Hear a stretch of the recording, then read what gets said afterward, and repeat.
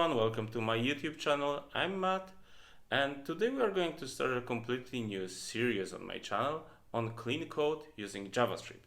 I mean, the rules we are going to talk about are actually used for every language, but I'm going to take JavaScript example because it's one of the most popular languages. Before we start, I wanted to say that I'm very sorry. I was sick last week, so that's why there was no video last week. But I hope today's episode you will really like. We are going to talk why you shouldn't use else statement in your code because it decreases the complexity. But before we get started, please hit the like button and subscribe so more people can reach this video. So let's get started. So you might ask, why shouldn't I use the else statement? Because it is so natural part of the if statements, right? So let's take a look into the code I prepared for us. As you can see, we have a create method, which is similar to what you know from the Express server, right? We have the request argument and the response argument. So the request is actually what user browser was sent to us, and the response is what server is going to reply with. So let's look into the code. In the very first line, we see that we have some validation of user input. So we inject the request and we search from errors. Right. So for example, we verify, is it the correct username? Did user pass the password? And so on. If the very first statement, there is no errors, we are going to go forward with the code and process it, right? And if not, we are going to reply with the validation errors with the code 400 saying bad request in the API response. Let's look what is inside of the code. So we look for the username in the database. If the user doesn't exist, the code will create a new user and return the ID of the user. The status 201 stands from created. And actually, if the user already exists, we'll return 409, which says conflict, and we tell to the user that actually this username already exists, so they need to choose another one. And actually, what is wrong with this code? The very first problem is actually something called cyclomatic complexity. So it is actually the metric to indicate the complexity of the program. It is usually defined by this sort of graph, but I'm actually going to use a bit simpler way of doing this. So let's go back to the code. And you will see on the right hand side of this code, actually the graph. So you see, we have the very first bracket is like these two statements. So we have already two paths. So the complexity is already 2 because we have two different paths of processing stuff.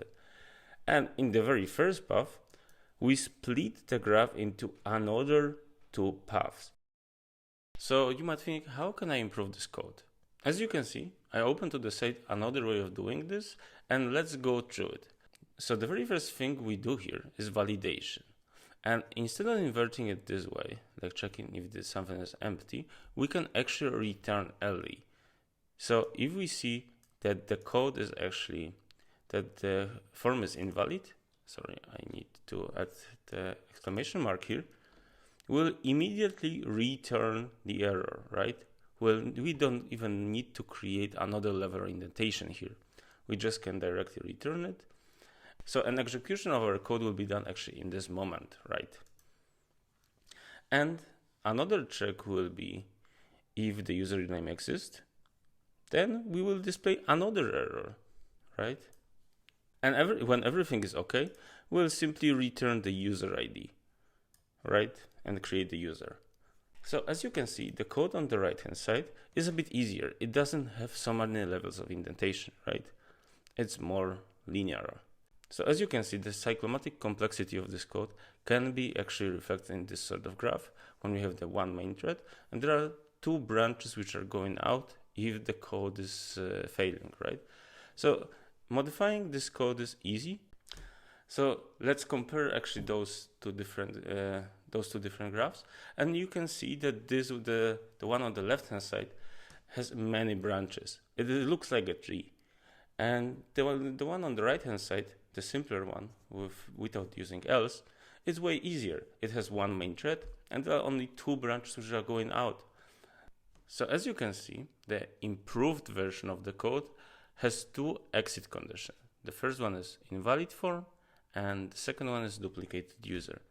Now let's think, how could we write this code even better? Let me open the code. And this is actually the best of writing it. Look at the code on the right hand side. Only the last 5 lines are actually responsible for what this method is supposed to do. And the remaining 60% are some sort of error interceptors, which could be actually extracted from this method. They don't belong here. They violate the single responsibility principle, which is quite important in programming. So if you use an Express.js, you're supposed to create two middlewares out of it. One for error validation and the other one for verifying duplicates. So the final code is supposed to look like this. And there is even an article in Wikipedia which actually tells about this, and the rule was proposed by Robert C. Martin, which is very important. I'm going to talk about those rules also in the future videos. I just wanted to mention it because they are related to each other. And that's it for today. In the next episode, we are going to talk about one level of indentation and why it is so important and makes code so easy. So please hit the like button and subscribe so more people can watch it. Thank you.